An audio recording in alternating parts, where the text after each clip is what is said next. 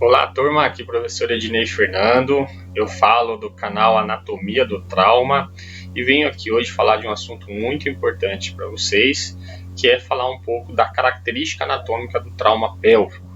Sabemos que o trauma pélvico ele tem uma alta taxa de mortalidade, porém essa taxa de mortalidade por vezes está ligado a critérios anatômicos que por vezes ficam obscuros nos treinamentos, nos cursos de formações, ficam obscuros principalmente para o profissional que trabalha no atendimento pré-hospitalar, para os profissionais até do intra-hospitalar, que é falar um pouco das características de tecidos moles que são lesionados, dentre eles ligamentos, estruturas musculares e principalmente a parte vascular.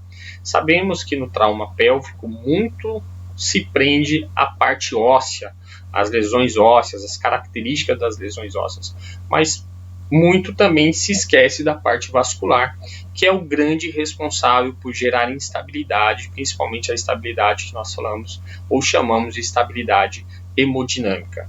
A grande 90% das taxas de instabilidades estão vinculadas diretamente a lesões vasculares. Então hoje nós vamos falar um pouquinho dessas características anatômicas e entender um pouco de como ocorre esse processo do trauma e da gravidade da sua complexidade. Primeiramente, eu chamo a atenção para rapidamente passar aqui pela biomecânica do trauma pélvico. A biomecânica ela corresponde a alguns tipos de lesões mais comumente, que são as lesões que nós chamamos aí de lesões por compressão anterior, está mostrando aí na imagem. Nós temos as lesões também, lesões de compressão lateral, nós temos a lesão por cisalhamento vertical e é possível ainda ter as lesões mistas, que é uma parte mista de tudo isso daí que nós mostramos. A lesão de compressão anterior, ela é classificada em tipo 1, tipo 2 e tipo 3, semelhante à lesão lateral, à compressão lateral, também tipo 1, 2 e 3. Na compressão anteroposterior tipo 1, mais comumente ocorre uma lesão na região da sínfise púbica, uma abertura da sínfise púbica, podendo acometer a parte da estrutura do osso do pubis também. Na tipo 2, além de ter a abertura da sínfise púbica, lesão de osso pubis, ocorre também lesão na articulação sacroiliaca, podendo lesionar o ligamento sacroiliaco anterior e até o ligamento sacroiliaco posterior. Na lesão tipo 3, além das lesões da região de sínfise púbica, região de sacro ilíaco, também temos lesões de ligamentos mais baixos, ligamentos inferiores, como ligamento sacro-espinhoso, sacro-tuberoso. Esses ligamentos também podem ser lesionados, serem rompidos, e isso faz com que a lesão ou a fratura tipo 3 de compressão anteroposterior, ela tem uma rotação externa, ela tem uma abertura. Nós temos na sequência aí as lesões, as fraturas por compressão lateral, que é também classificada em tipo 1, tipo 2 e tipo 3. Na tipo 1, comumente nós visualizamos aqui uma lesão de fratura do osso pubis e também do isquio, do osso isquio, rompendo a abertura do forame obturador. Podemos ter lesões ligamentares posterior também, em menor intensidade. Na tipo 2, além de ter a lesão de fratura de osso pubis, de isquio, lesão do forame obturador e do músculo obturador que passa aqui também, artéria obturatória que passa aqui. Nós temos lesões de ligamentos posteriores e também chama a atenção no tipo 2 que nós temos aqui o osso ilho sendo lesionado, sendo fraturado numa grande extensão. Na fratura tipo 3 de compressão lateral, além de ter uma lesão lateral de um dos lados, né, nós percebemos que o outro também foi afetado. Então, ou seja, a lesão tipo 3 da compressão lateral, você pode ter fraturas e lesões bilateral, tanto do osso do pubis quanto do isquio, forame obturador também lesionado, ligamentos inferiores, sacro-inferiores lesionados, ligamento sacro-ilíaco também lesionado na parte anterior. Percebemos também aqui uma lesão de grande complexidade do isquio. Então percebemos que no tipo 3 as lesões elas são em grande quantidade, grande complexidade. Aí nós temos a lesão de cisalhamento vertical.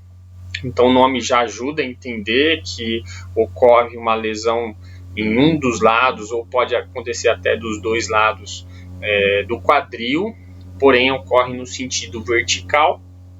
Geralmente são lesões associadas à queda de alturas elevadas, quedas de acima de 3,5 metros, 4 metros, e percebemos aqui uma lesão linear, né, uma fratura linear, que pega tanto o pubis, pega o isquio e a região ilíaca, também uma parte da região ilíaca, principalmente na região da articulação sacro-ilíaca, rompendo o ligamento também sacro-ilíaco, sacro-espinhoso. Então alguns ligamentos são lesionados aqui. Bom, a compressão lateral ela é a lesão com maior incidência de biomecânica, ou seja, ela está em torno de 60% a 70% das fraturas de quadril, dos traumas de quadril. A compressão anteroposterior varia em média de 15% a 20% aproximadamente, e o cisalhamento vertical em torno de 5%. Lembrando que também nós podemos ter as lesões mistas, que é um misturado aí de cisalhamento vertical com compressão anterior ou compressão lateral com cisalhamento vertical. Aí vai depender muito da biomecânica, da cinemática de como aconteceu esse impacto, esse deslocamento de energia. Nós não podemos esquecer da parte ligamentar. Lembrando que os ligamentos eles dão estabilidade a estruturas ósseas, principalmente quando essa estrutura óssea ela é uma cintura, como é o caso da nossa cintura pélvica, que ambos os lados trabalham em conjunto. Então essa estabilidade de trabalho em conjunto, trabalho unilateral, ela é dada por vezes pelos ligamentos. Então lesões ligamentares por vezes geram instabilidade óssea da estrutura. Então recapitulando aqui, passando rapidamente sobre os pontos ligamentares e ossos, né? Então não podemos esquecer que esse osso aqui da frente é o pubis, aqui é o ilho, né? Essa crista aqui chamada de crista ilíaca, ilho, e aqui embaixo o isquio. Então pubis, isquios e os ossos dos ilhos, né? Ambos os lados. Aí vem aqui a crista ilíaca. Então, essas estruturas, elas se comunicam por vezes, né, bilateralmente falando, pelos ligamentos. Então, nós temos aqui primeiro o ligamento sacro-ilíaco, que é um ligamento importante que liga a região sacral, ou articulação sacral, à parte ilíaca, principalmente essa parte maior e superior do ilho. Então, nós temos o ligamento sacro-ilíaco anterior, e lá atrás tem o posterior. Temos os ligamentos sacro-tuberoso, então ele vem aqui, ó, é um ligamento mais baixo de ambos os lados também. Então ele liga a região sacral ao tubérculo do obturador, que é essa região aqui embaixo do osso obturador, certo? Então ele vem aqui de baixo, sobe aqui por trás e liga lá na região sacral. Por isso ele é chamado de sacro-tuberoso. Nós temos o ligamento sacro-espinhoso, que liga a espinha aqui dessa estrutura óssea do nosso isquio até a região sacral. Então ele faz esse mecanismo, né? Liga de uma ponta a outra, tanto do lado direito quanto do lado esquerdo. Por isso ele é chamado de sacro-espinhoso, porque ele pega a espinha do osso isquio. Espinha do osso isquio, fica tanto de um lado quanto do outro. Ok? Esses são os principais ligamentos de estabilidade da nossa cintura pélvica. Nós também não podemos esquecer o complexo fibromuscular do assoalho pélvico. Quando eu falo complexo, é porque essa estrutura ela é formada tanto por ligamentos como por músculos. Então, nós falamos que são tecidos moles. Então, é um complexo de tecido mole formado por ligamentos, por músculos, que fazem com que a nossa cintura pélvica ela tenha ali um assoalho na parte baixa e que esse assoalho sustente os órgãos pélvicos que contém ali dentro, como bexiga, no caso das mulheres, o útero, no caso dos homens, a próstata, a região anal. Os órgãos cavitários pélvicos, eles são sustentados por esse assoalho pélvico. Então, em fraturas pélvicas, além de ter lesões ligamentares, sacro ilíaco, sacro tuberoso, sacro espinhoso, nós temos também, é possível ter lesões também fibromuscular do assoalho pélvico. Então, esses tecidos moles, eles sangram, eles perdem sua característica de estabilidade e gera uma instabilidade óssea dessa estrutura, fazendo com que essa estrutura se abra, se dilate e acumule mais sangue dentro desse ambiente, ok? Então, as lesões ligamentares elas são importantes serem observadas no tocante à instabilidade pélvica, aí, principalmente do ponto de vista ósseo. E agora nós vamos para a parte vascular. Comentei no início com vocês que a parte vascular, ou seja, as lesões vasculares, elas são importantes serem observadas no tocante a trauma de quadril. 85 a 90% das lesões vasculares é de caráter venoso, ou seja, é do plexo venoso pélvico. Então, 10 a 15% das lesões vasculares são arteriais. Então, o que mais sangra, o que mais gera volume dentro da cintura pélvica durante um trauma, durante uma fratura, são as lesões de plexo venoso. Então, nós observamos aqui nessa imagem que nós temos uma estrutura venosa descendo aqui pela veia cava inferior, que se torna ilíaca, veia ilíaca, e ela se ramifica dentro da cavidade pélvica. E quando ela se ramifica, ela vai se aderindo, se aproximando a estruturas ósseas. Então, se aproxima da região sacral, se aproxima e adere às estruturas do ilho, da região púbica, da região lá inferior dos isquios. Então, por isso que quando se tem fratura óssea dessas estruturas, geralmente os vasos sanguíneos, aí os plexos venosos, eles vão junto com essa lesão e se rompem e vão sangrar dentro desse ambiente. Então, o plexo venoso, que vem lá, prossegue da artéria, da veia ilíaca, eles são os mais acometidos durante os traumas de quadril, eles são os que mais sangram. O interessante é que esse sangramento produzido por lesões de plexo venoso, ele habitualmente consegue ser resolvido, ele consegue ser tratado, por vezes com reposições volêmicas, por vezes com a imobilização, ou seja, a estabilização ali no pré-hospitalar desse quadril, da cintura pélvica, com o uso de cinta pélvica, o uso de lençol, para que estabilize e diminua esse sangramento lá dentro, diferente um pouquinho das lesões arteriais, que continuam sangrando e que por vezes devem ser resolvidas com procedimentos aí cirúrgicos, ok? Prosseguindo aqui no nosso bate-papo, nós vamos falar um pouquinho das lesões arteriais, que também ocorre lá na porcentagem de 10 a 15%. As lesões venosas são mais de plexo venoso, proveniente lá da veia ilíaca, e as lesões arteriais também elas são lesões que ocorrem nos ramos da artéria ilíaca interna. Então, quando falamos das lesões, nós temos aqui algumas artérias mais atingidas nas fraturas de quadril, que é a artéria obturatória, temos a artéria glútea superior, a artéria pudenda, e todas elas são originárias do ramo da artéria ilíaca. Quando nós falamos aí das